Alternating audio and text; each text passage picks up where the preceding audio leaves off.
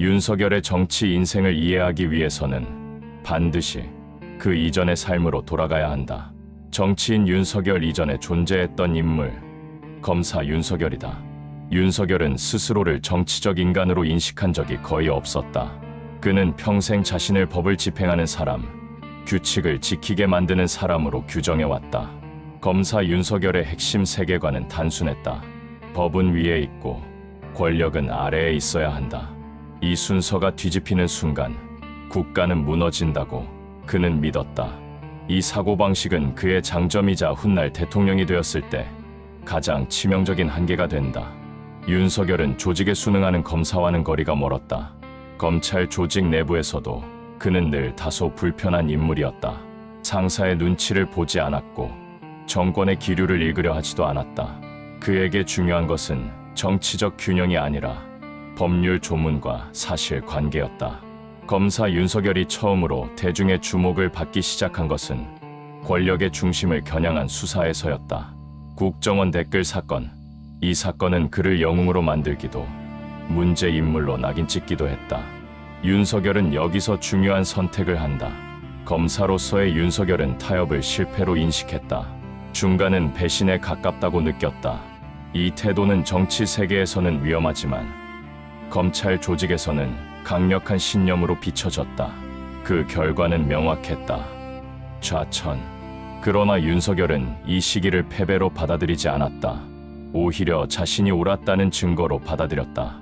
이때부터 그의 세계관은 더 단단해진다. 나는 틀리지 않았다. 이 인식은 이후 모든 판단의 기준점이 된다. 문제는 정치의 세계에서는 이 논리가 그대로 작동하지 않는다는 점이다. 정치는 옳고 그름의 문제가 아니라 선택과 책임의 문제이기 때문이다. 윤석열은 문재인 정부 초기 검찰총장으로 발탁된다. 이 선택은 아이러니의 시작이었다. 정권은 윤석열을 통해 검찰개혁의 상징을 만들고자 했고 윤석열은 법치의 최종 수호자가 되려 했다. 처음에는 양쪽의 이해가 일치하는 듯 보였다. 그러나 곧 충돌은 불가피해진다.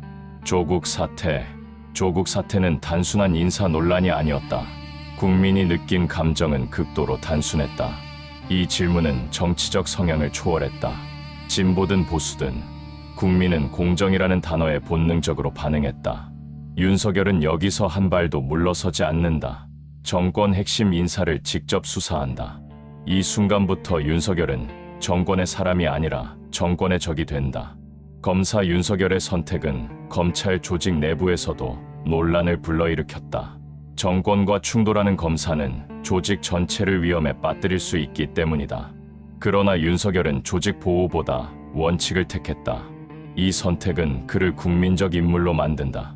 언론은 그를 살아있는 권력과 싸우는 검사로 묘사했고 국민은 그에게서 기존 정치인에게서 느끼지 못했던 직선적인 태도를 본다.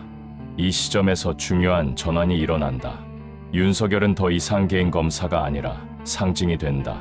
정권에 실망한 사람들의 감정이 투영되는 대상.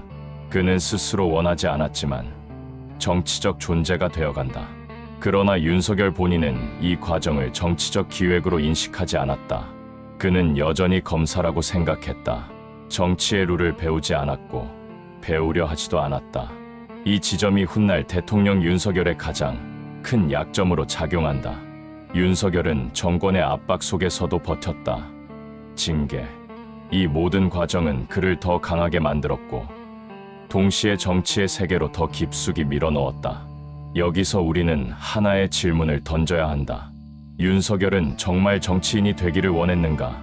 아니면 정치가 그를 가만두지 않았는가? 윤석열의 선택을 전부 옳다고 말할 수는 없다. 그러나 한 가지는 분명하다. 정치인은 언제 물러서야 하는지 계산한다. 그러나 윤석열은 물러서는 순간을 패배로 인식했다. 이 사고방식은 검사에게는 미덕일 수 있다. 하지만 대통령에게는 치명적인 한계가 된다.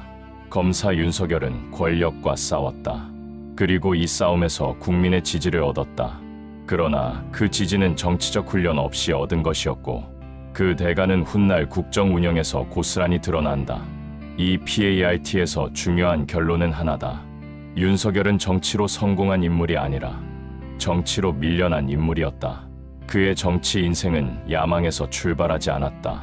그리고 이 출발 방식은 그를 대통령의 자리까지 올려놓는 동시에 그 자리를 가장 힘들게 만드는 구조적 한계를 안겨준다. 다음 장에서는 이 충돌이 어떻게 정치 입문으로 이어졌는지, 그리고 왜 정치 경험 없는 인물이 대통령 후보가 될 수 있었는지를 본격적으로 살펴본다.